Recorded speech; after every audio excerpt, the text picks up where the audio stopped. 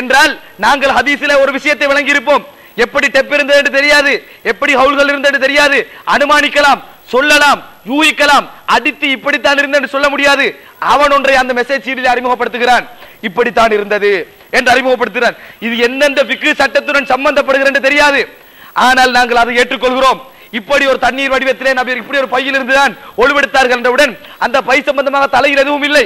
இந்த சீடியை பார்த்த பின்னால் அவருக்கு பை ஞாபகம் வருகிறது. எங்கேயாவது ஃபிக்ஹ் சட்டத்திலே நபி அவர்கள் ஒரு பையில் இருந்து ஒழுவெடுத்தார்கள் என்று வந்தால் உடனடியாக எந்த பை மெசேஜிலே வருகின்ற அந்த பேக் தான் ஞாபகம் வரும்.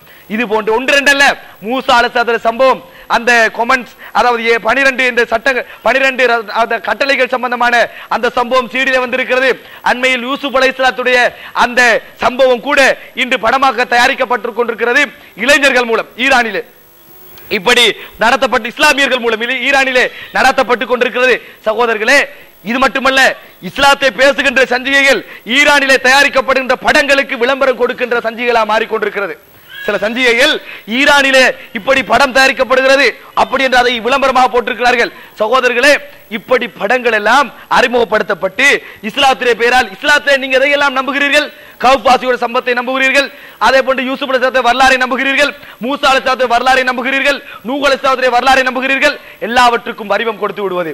வடிவம் கொடுத்து விட்ட பின்னால் பெரும்பாலானவர்களுக்கு இந்த விஷயங்கள் குர்ஆனிலே வாசித்தது குறைவு, ஹதீஸிலே வாசித்தது குறைவு.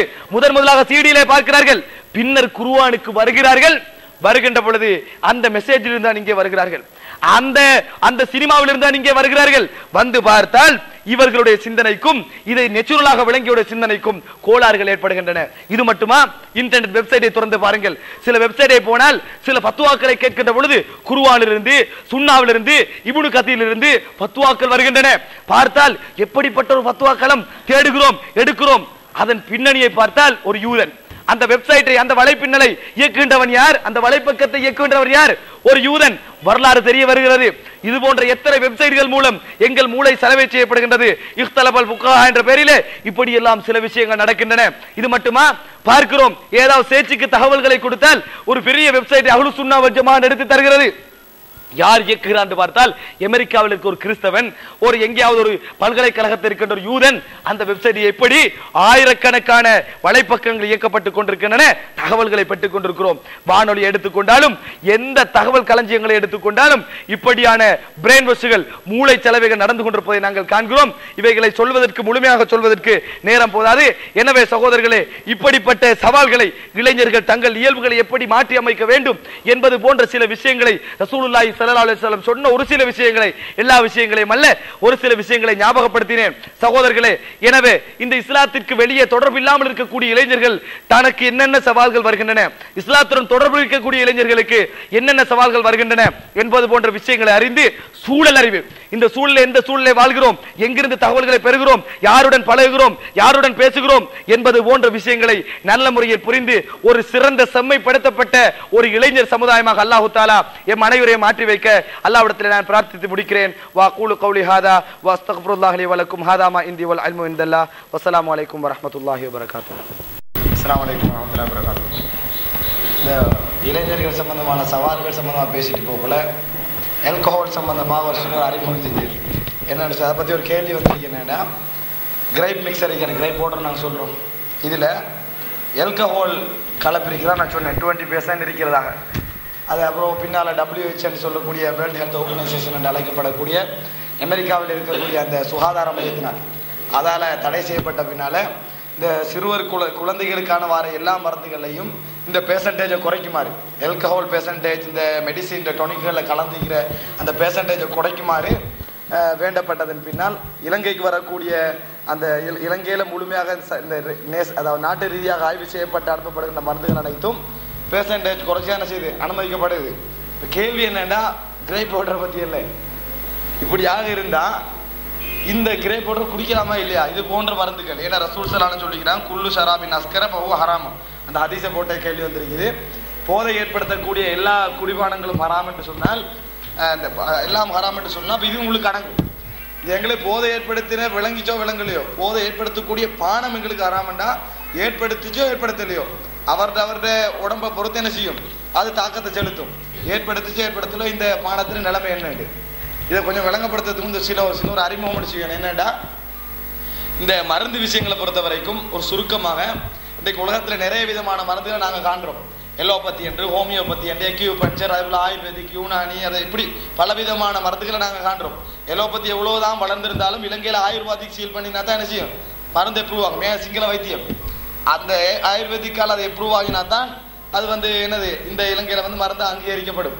ஆனால் உலகத்தில் எலோபதிக்காக வேண்டி, ஆங்கில மருத்துவத்துக்காக வேண்டி பிரிட்டிஷும் அமெரிக்காவும் தான் கூடுதலாக மருந்து வெளியிடும். இதுக்காக வேண்டி அமெரிக்காவில் WHO சொல்லி வேர்ல்டு ஹெல்த் ஆர்கனைசேஷன், எங்கேயாவது உலகத்தோட சம்பந்தப்பட்ட ஏதாவது தலைமையாக இருக்கும்னா ஐநாவாக இருக்கலாம், பாதுகாப்பு சபையாக இருக்கலாம், ஏதாவது அமெரிக்காவில் தான் இருக்கும். அது மாதிரி WHO வேர்ல்டு ஹெல்த் ஆர்கனைசேஷன் சொல்லி அமெரிக்காவில் இருக்குது. எலோபதி ஒரு மருந்து வெளியாகுமா இருந்தால், எலோபத்தினா ஆங்கில மருந்து, இப்படி ஒரு மருந்து வெளியாகணும்னு சொன்னால் WHO என்ன செய்யணும், அதை அங்கீகரிக்கணும். இப்போ அங்கே போனால் அதில் எஃபெக்ட் என்ன, சைடு எஃபெக்ட் என்ன, இவைகள்லாம் காட்டி அந்த மருந்தை டெஸ்ட் பண்ணி ஒரு 4 மாதம் 5 மாதம் பரிசோதனை பூரா வெளியிடுவாங்க. அங்கிருந்து வர என்ன அறிக்கைகள் எடுத்துக்கொண்டாலும் ஒரு மருந்துக்கு பாதுகாப்பதற்காக, ஒரு மருந்தை பாதுகாக்கணும்னு சொன்னா எல்கஹால் என்பது கட்டாயமா பயன்படுத்தப்படுது எல்லா மருந்துலையும். நீ ஹோமியோபதி மருந்து இருக்குது, இந்த ஹோமியோபதி மருந்து ஒரு புதிய ஒரு மருத்துவம் அல்ல, ஆனால் மெத்தட், மருந்தை வீரியப்படுத்துற மெத்தட் வித்தியாசம். அதுல கூட மருந்தை பாதுகாக்கிறது எல்கஹால் பயன்படுத்தப்படும். மருந்தை வீரியத்தை படுத்த சொல்லக்கூட இந்த ஆடா தோடா எடுத்து, குப்பைமேனியை எடுத்து, அதை அப்படி புழிஞ்சு இவ்வளவு சாறுகளை விட்டு என்று சொல்லிட்டு வரக்கூட எல்கஹாலில் போடணும் அப்படின்னு சொல்லுவாங்க. அந்த மருந்தை கூட போய் எல்கஹால் என்ற பானத்தில் கொஞ்சம் நேரத்து வைக்கணும்.